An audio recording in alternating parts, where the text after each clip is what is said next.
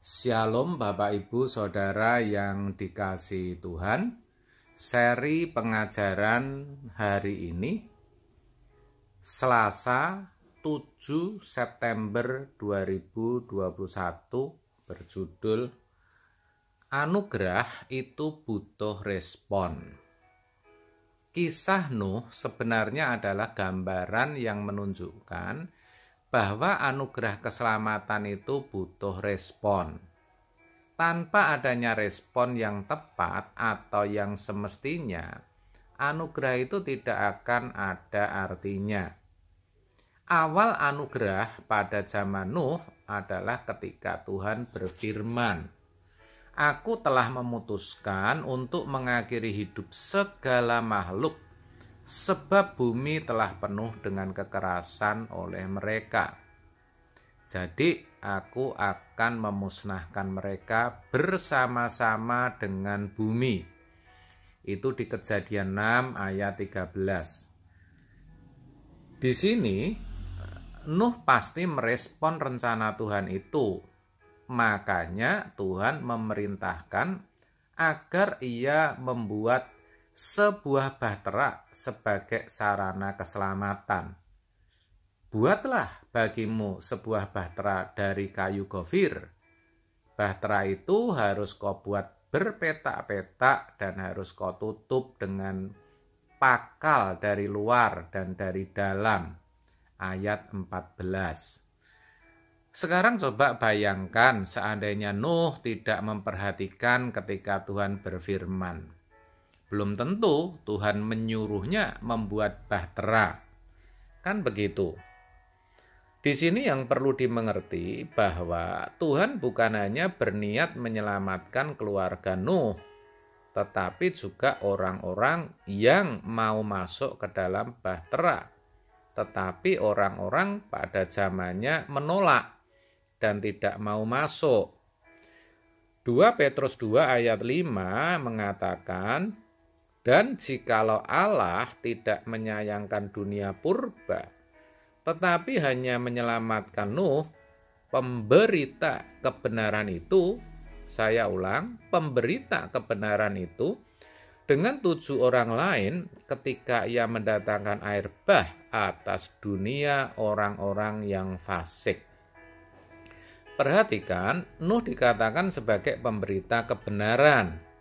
Itu berarti kedatangan air bah itu sudah diberitakan oleh Nuh.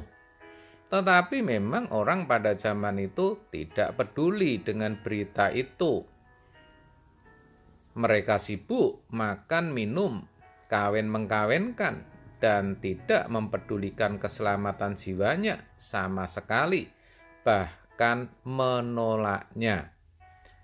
Dalam 1 Petrus 3 ayat 20 dikatakan, yaitu kepada roh-roh mereka yang dahulu pada waktu Nuh tidak taat kepada Allah. Ketika Allah tetap menanti dengan sabar waktu Nuh sedang mempersiapkan bahteranya, di mana hanya sedikit, yaitu 8 orang yang diselamatkan oleh air bah itu. Perhatikan, dikatakan Allah dengan sabar menantikan mereka bertobat, sementara Nuh membuat bahtera. Tetapi hanya sedikit saja, yaitu 8 orang yang akhirnya selamat dari air bah itu. Iya, karena semua orang ketika itu mengeraskan hatinya. Dengan kata lain, semua orang tidak merespon berita kebenaran atau anugerah yang disediakan Tuhan itu, sehingga mereka akhirnya dibinasakan, saudara. Sesungguhnya Tuhan sudah menyediakan bahtera bagi mereka. Bahtera itu merupakan jalan keselamatan agar mereka terhindar dari malapetaka. Bahtera itu adalah kasih karunia, anugerah Tuhan bagi manusia pada waktu itu. Tetapi mereka tidak merespon anugerah itu. Mereka menolaknya. Dan ternyata mereka menolak apa yang baik yang Tuhan sediakan bagi mereka. Ini jelas mengisyaratkan bahwa manusia itu bisa menolak apa yang ditawarkan Tuhan. Terkait akan hal itu, Tuhan Yesus berkata dalam Lukas 17 ayat 26-27. Dan sama seperti terjadi pada zaman Nuh, demikian pula lah halnya kelak pada hari-hari Anak Manusia. Mereka makan dan minum, mereka kawin dan dikawinkan, sampai kepada hari Nuh masuk ke dalam bahtera. Lalu datanglah air bah dan membinasakan mereka semua. Fakta ini penting bagi orang percaya dalam Perjanjian Baru. Itulah sebabnya Tuhan Yesus memunculkan fakta ini dalam pengajarannya. Mengapa Tuhan Yesus sampai menyebutkan Nuh dalam pengajarannya? Saudara, kalau Tuhan Yesus mengutip kisah tersebut, berarti kisah tersebut masih relevan atau masih bisa dikenakan kepada manusia sepanjang zaman dan di segala tempat. Tuhan Yesus ingin menunjukkan bahwa keadaan manusia akhir zaman tidak jauh berbeda dengan manusia pada zaman Nuh yang tidak mempedulikan keselamatan, sehingga ketika air bah datang, maka mereka semua binasa. Jelas bahwa kebinasaan itu bukan penentuan Tuhan, tapi karena pilihan mereka. Mereka tidak mau merespon kasih karunia itu.